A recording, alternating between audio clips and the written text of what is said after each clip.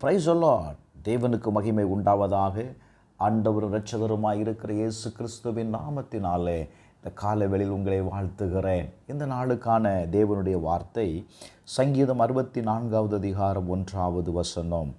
தேவனே, என் விண்ணப்பத்தில் என் சத்தத்தை கேட்டருளும், சத்ருவால் வரும் பயத்தை நீக்கி என் பிராணனை காத்தருளும். என அன்பானவர்களே, நம்முடைய அன்றாட வாழ்க்கையில் ஏதோ ஒரு பயம் நம்மை சுற்றிலும் இருந்து கொண்டே இருக்கிறது. சங்கீதக்காரனாகிய தாவீது அவன் சொல்லுகிற வார்த்தையை நீங்கள் கவனியுங்கள். ஒரு பயம் இருந்துகிட்டே இருக்கு. அவனை சுற்றிலும் இருக்கிற சத்ருவால் அவனுக்கு வருகிற நெருக்கம், மற்றவர்களால் பேசப்படுகிற வார்த்தை, சொந்த ஜனங்களால் பேசப்படுகிற வார்த்தை அவனை பயமுறுத்தி கொண்டே இருந்தது. என அன்பானவர்களே, இன்றைக்கு நம்முடைய வாழ்க்கையிலையும் அன்றாட வாழ்க்கையில் நம்மை சுற்றிலும் இருக்கிற ஜனங்கள், சில நேரத்தில் நம்முடைய சொந்தங்கள் கூட பேசுகிற வார்த்தை நம்ம ஏதோ ஒரு விதத்தில் என்ன செய்கிறது அப்படின்னா வேதனை அடைய வைத்து விடுகிறது. அது நமக்கு ஒரு பெரிய பயத்தை கொடுக்கிறது. நல்ல கவனிங்க.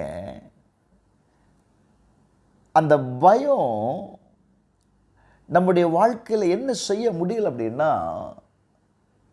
அடுத்த நிலைக்கு நம்மளால் கடந்து வர முடியல. பாருங்க, 2வது வசனம் சொல்லுது, துன்மார்க்கர் செய்யும் இரகசிய ஆலோசனைக்கும் அக்கிரமக்காரனுடைய கலகத்திற்கும் என்னை விலைக்கு மறைத்தருளும். காரணம், அவர்களால் பேசப்படுகிற வார்த்தையை நான் கேட்கும் பொழுது என் வாழ்க்கையில் என்ன வருகிறது? பயம் வருகிறது. வசனம் சொல்லுகிறது, நான் பயந்த காரியம் எனக்கு நேரிடுகிறது. அப்போ நம்ம எந்த காரியத்தை குறித்து நம்ம பயப்படுகிறோமோ அந்த காரியம் நம்முடைய வாழ்க்கையில் அப்படியே நடந்து விடுகிறது. பாருங்களேன், இந்த கால வேளையில் ஆண்டவர் நம்மை பார்த்து சொல்லுகிறார், உங்களை யார் ஹர்ட் பண்ணியிருந்தாலும் சரி, அவங்க சொன்ன வார்த்தை உங்களை ஒரு பயத்தை கொடுத்தாலும் சரி, நீங்கள் இன்றைக்கு ஒரு ஒரு ஒரு காரியத்தை நீங்கள் செய்யணும். என்ன அப்படின்னா, தாவீது, ஐயோ அவர்கள் அப்படி பேசுகிறார்களே அப்படின்னு அவன் எதையுமே யோசிக்கல. தேவனிடத்தில் வந்து அவன் என்ன செய்கிறான்? ஒரு கம்ப்ளைண்டாக சொல்கிறான். எபிரேயர் 4வது அதிகாரம் 16வது வசனத்தில், நாம் இரக்கத்தை பெறவும் ஏற்ற சமயத்தில் சகாயம் செய்யும் கிருபையை அடையவும் தைரியமாய் கிருபாசத்தின் அண்டையிலே சேரக்கடவோம் என்று எழுதப்பட்டிருக்கிறது. என அன்பானவர்களே, தேவனுடைய இரக்கத்தை பெற ஏற்ற சமயத்தில் சகாயம் செய்யும் கிருபையை அடைய நாம் தைரியமாய் என்ன செய்யணும் தெரியுமா? தேவனிடத்தில் சேரணும்.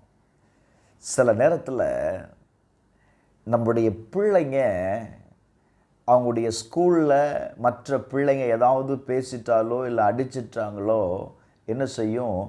அந்த பிள்ளைங்க உடனே என்ன சொல்லும்? இரு, நான் எங்கள் அப்பாட்ட சொல்கிறேன், இரு, நான் எங்கள் அம்மாட்ட சொல்கிறேன். அப்போ எங்கள் அம்மாட்ட சொன்னால் அவங்க வந்து என்ன செய்வாங்க?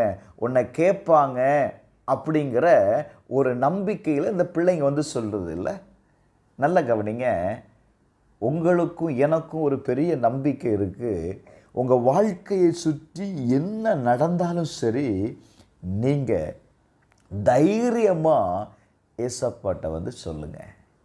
நீங்கள் உங்கள் காரியத்தை சொல்லும் பொழுது அவர் உங்களுக்காக என்ன செய்யக்கூடியவர் தெரியுமா? அவர் யுத்தம் பண்ணக்கூடியவர். அதனால தாங்க வேதம் சொல்லுது பாருங்களேன், க்ளோரி டு காட். பிலிப்பியர் 4வது அதிகாரம் அதனுடைய 6வது வசனத்தை நீங்கள் வாசிப்பீர்களே ஆனால், நீங்கள் ஒன்றுக்கும் கவலைப்படாமல் எல்லாவற்றை குறித்தும் உங்கள் விண்ணப்பங்களை ஸ்தோத்திரத்தோடு கூடிய ஜெபத்தினாலும் வேண்டுதலினாலும் தேவனுக்கு தெரியப்படுத்துங்கள். உங்களை சுற்றி என்ன நடந்தாலும் சரி, யார் என்ன பேசினாலும் சரி, நீங்கள் அதை குறித்து பயப்படாதீங்க. ஏசப்பாட்ட வந்து அவங்க பேசின வார்த்தையை, ஆண்டவரே இவங்க இப்படி பேசிட்டாங்க அப்படின்னு சொல்லுங்களேன். நீங்கள் அப்படி சொல்லக்கூடிய நபராக நீங்கள் இருந்து பாருங்கள். ஆண்டவர் சொல்கிறாரு, நான் உனக்காக நான் என்ன யுத்தம் பண்ணுவேன், என்னுடைய இரக்கத்தை நீ காண்பாய். இந்த காலவேளையில் கர்த்தருடைய ஆவியானவர் நம்மளோடு பேசுகிறார். சிலர் மற்றவர்கள் சொன்ன வார்த்தையை கேட்டு நீ பயந்து கொண்டு இருக்கிற, நீங்கள் எந்த காரியத்தை பயந்து கொண்டு இருக்கிறீர்களோ அந்த காரியம் நடக்கும் பிரதர். பயத்தை விட்டு வெளியே வாங்க, ஆண்டவர்கிட்ட ஜெபம் பண்ணுங்க, கர்த்தர் அவர்களை சந்திப்பார். பிதாவே, இயேசுவின் நாமத்தினாலே எங்களை ஆளுகை செய்து கொண்டிருக்கிற எல்லா பயத்திற்கும் நீங்கியாக்கி எங்களை விடுவித்தர். இயேசுவின் நாமத்தில் பிதாவே, ஆமென்.